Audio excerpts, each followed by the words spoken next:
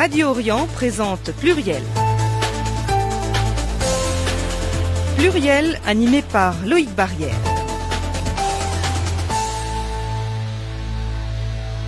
L'invité de Pluriel est Nicolas Bonnet-Oulalge, président du groupe communiste et citoyen de Paris au Conseil de Paris, conseiller métropolitain, conseiller délégué au sport du 12e arrondissement. Bonsoir. Bonsoir.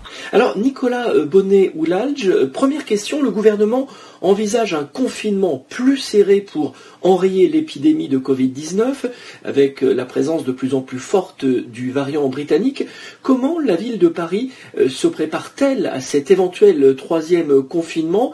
Et puis qu'est-ce que vous comprenez par cette expression de confinement plus serré? Écoutez, moi depuis le départ, je pense que le gouvernement devrait parler beaucoup plus avec les élus territoriaux, avec les maires, mais aussi avoir un débat au Parlement.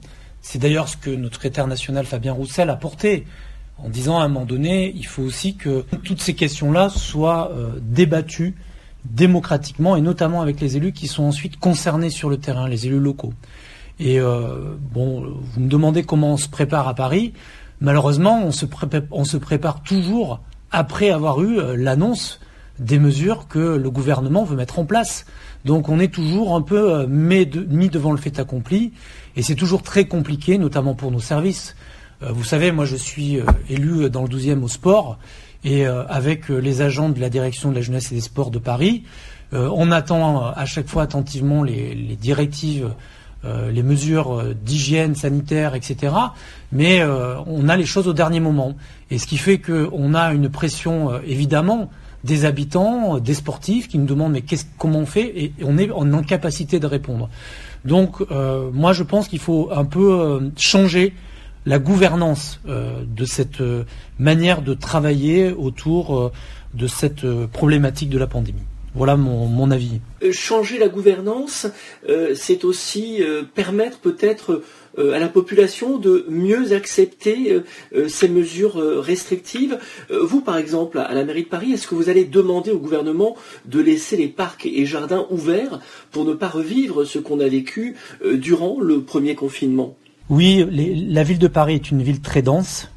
Et imaginez-vous à la place d'un jeune étudiant qui a 20 ans, qui vit avec très peu de moyens dans un studio sous des combles à Paris, et qui déjà depuis 1 an n'a plus de cours, est dans un couvre-feu à 18h, va avoir un confinement, n'a plus aucun lien avec ses amis, avec les cours à la fac, et qui aujourd'hui n'a plus de lieu d'émancipation, que ce soit la vie associative, culturelle, sportive, et qui en plus ne peut pas aller faire un petit footing ou aller décompresser dans les parcs et jardins.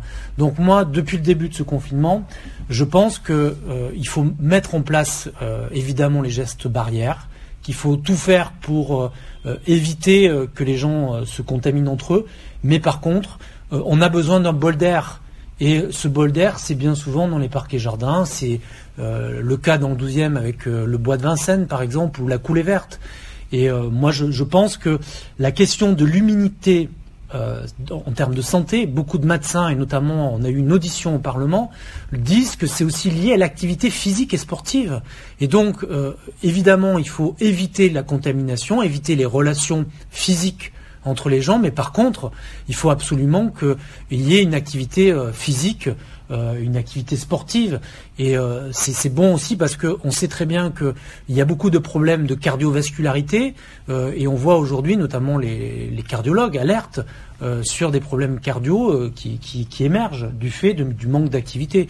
Voilà, donc moi je pense que le maintien et l'ouverture des parcs et jardins et la possibilité d'avoir de l'exercice physique est quelque chose de très important.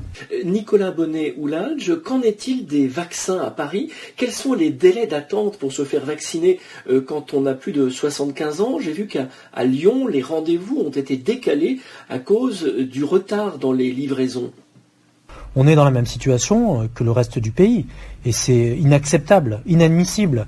Vous avez même d'ailleurs des habitants qui se sont fait peut-être vacciner pour la première fois et qui pour le moment n'ont pas un deuxième rendez-vous pour la deuxième dose. Donc vous imaginez dans quel état on est. Moi ce que je pense c'est que malheureusement on est victime des logiques de rentabilité et de la loi du marché entre les laboratoires. Et ce que je vais porter au prochain Conseil de Paris avec mes collègues communistes, c'est un vœu qui demande à ce que la France et le gouvernement interviennent pour que les brevets sur ces vaccins redeviennent dans le secteur public et que des entreprises comme Sanofi ou autres puissent fabriquer les vaccins. Aujourd'hui, on est pris dans une logique de marché. Alors l'Europe a signé un marché avec une entreprise. Une autre entreprise, AstraZeneca, elle n'a pas signé avec l'Europe et menace avec l'Angleterre. Voilà. Donc on est complètement dans la loi du fric à travers ces vaccins. C'est inacceptable vu la situation sanitaire et mondiale. Donc moi, j'en appelle, et je le ferai au Conseil de Paris, à ce que le gouvernement porte très haut l'idée notamment d'un pôle public de la recherche du médicament et de la recherche sur les vaccins, et que ça soit dans le domaine public et pas dans le domaine privé. Alors, il y a quelques jours, le journal L'Humanité a publié une carte de France des licenciements en évoquant la destruction annoncée de 200 000 emplois dans les mois qui viennent. C'est une année 2021 très sombre qui s'annonce pour les salariés. Nicolas Bonnet-Oulalge, que préconisez-vous pour limiter la casse sociale ? D'abord, il faut vraiment recourir au chômage partiel. Ce qui a été mis en place en 2020 me paraît important. Et puis, il faut vraiment aussi regarder de près des entreprises qui aujourd'hui licencient alors qu'elles reversent des dividendes à leurs actionnaires.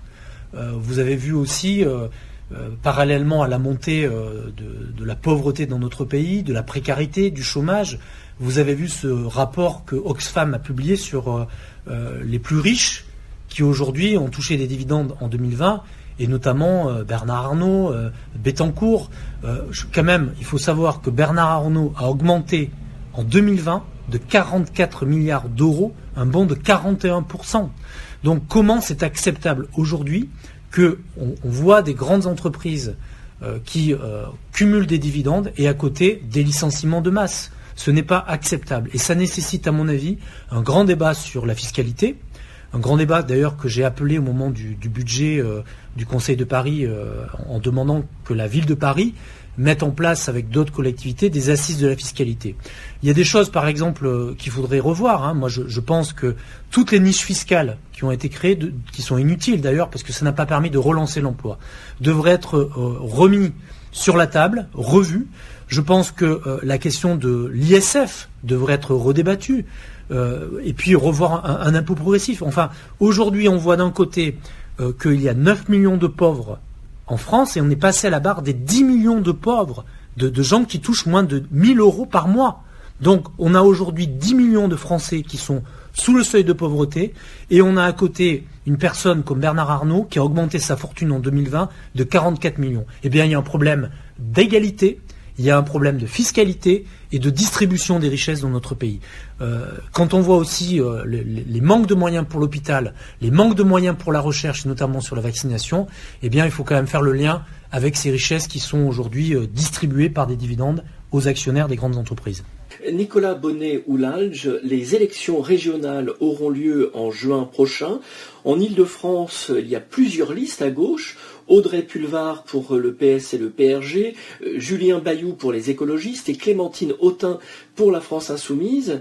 Quelle sera la stratégie des communistes au premier tour de cette élection régionale, en Ile-de-France notamment ? Écoutez, moi j'étais alerté par beaucoup de militants communistes qui m'ont dit qu'il faut qu'on prenne le temps d'approfondir notre réflexion, notamment sur les enjeux de programme.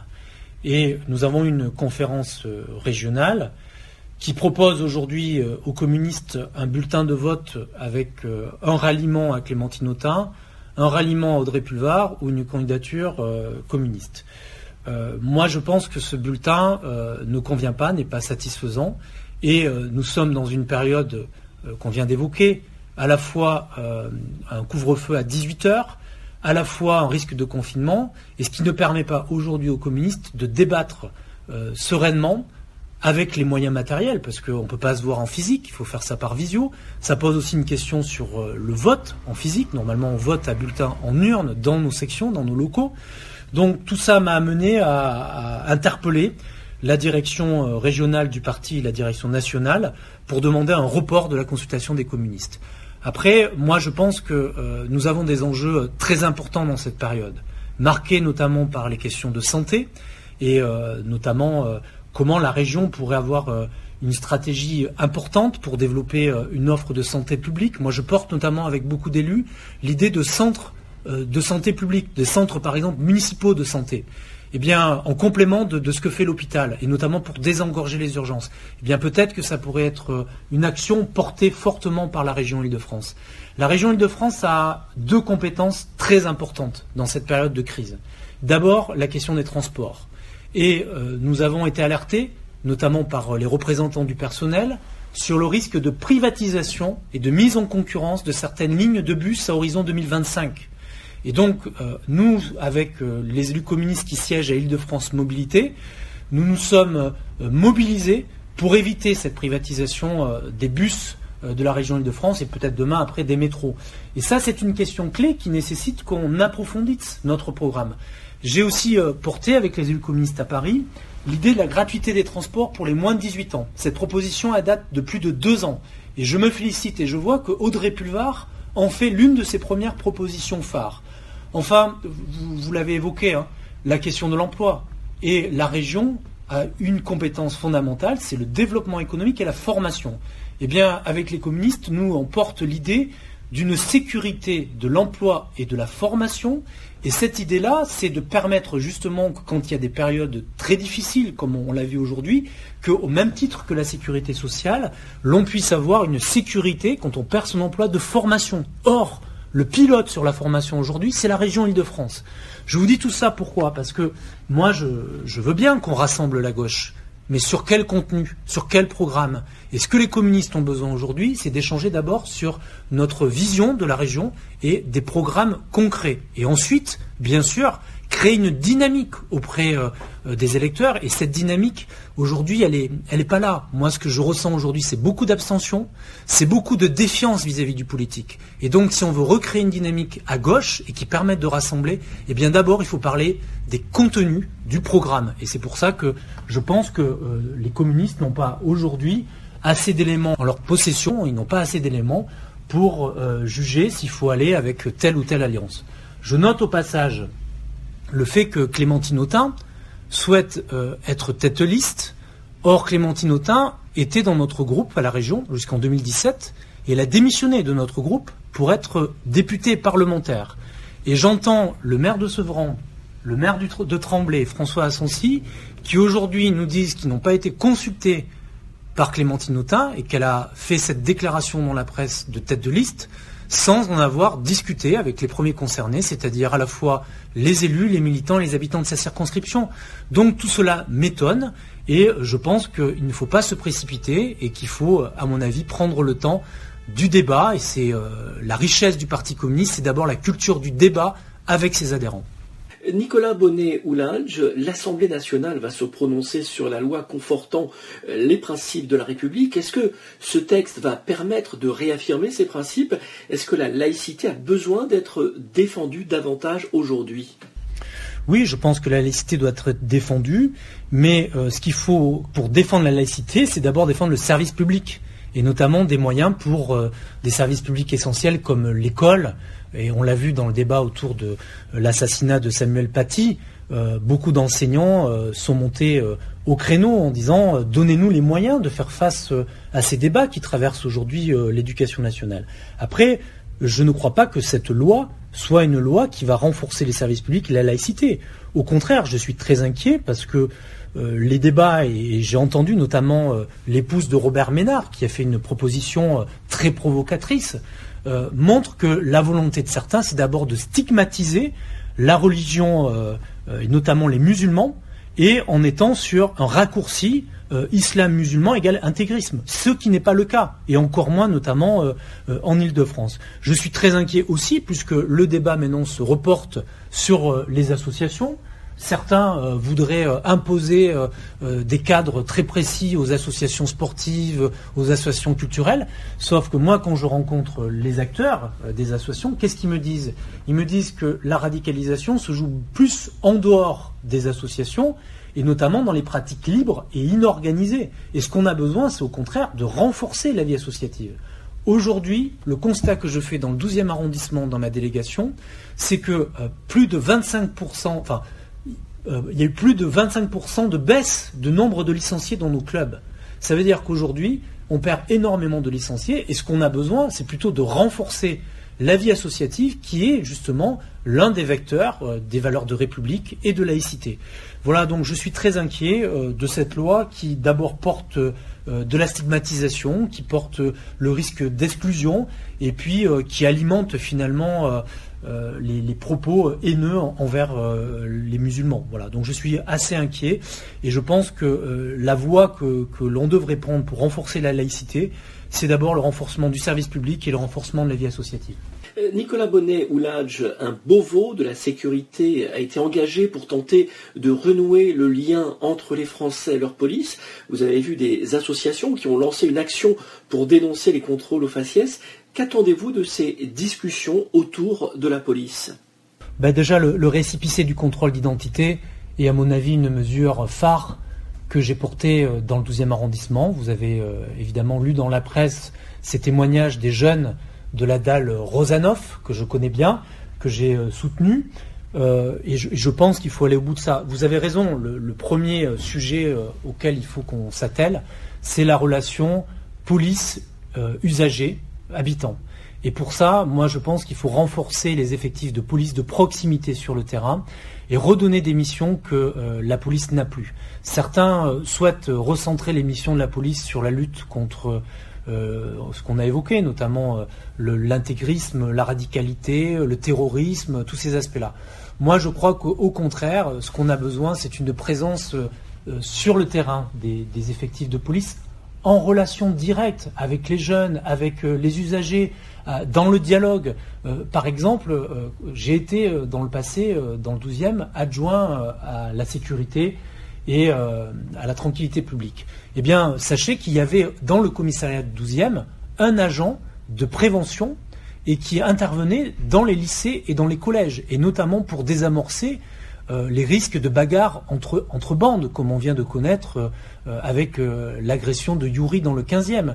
On avait la volonté aussi, dans le commissariat du 12e, d'intervenir auprès des écoles pour le permis piéton, pour le permis vélo. Il y avait tout un travail de prévention routière qui était conduit par la police. Vous savez aussi que certains policiers, l'été, étaient sur les plages pour assurer la sécurité des baigneurs. Aujourd'hui, on a l'impression que la seule mission de la police serait d'intervenir après violence et pour intervenir notamment sur le terrorisme, comme j'ai dit. Bon, moi, je ne crois pas que ce soit dans ce sens qu'il faut aller.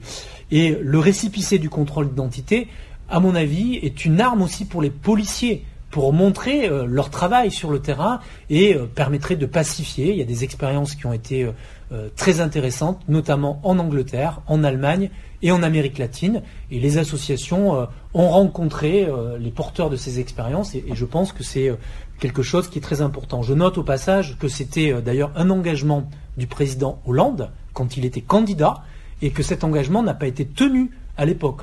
Donc moi je pense qu'on a matière à faire et que cette relation entre la police et la population peut passer par ce récépissé du contrôle d'identité. Merci Nicolas Bonnet-Ouladj. Je rappelle que vous êtes président du groupe communiste et citoyen de Paris au Conseil de Paris. Vous êtes également conseiller délégué au sport dans le 12e arrondissement. Bonsoir. Merci.